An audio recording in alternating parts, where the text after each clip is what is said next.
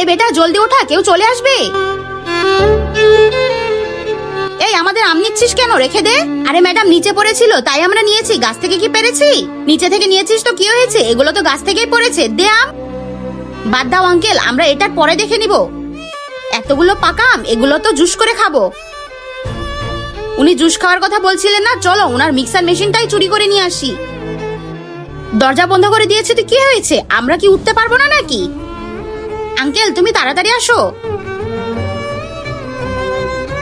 ফ্রিজে গিয়ে দেখি বরফ আছে নাকি।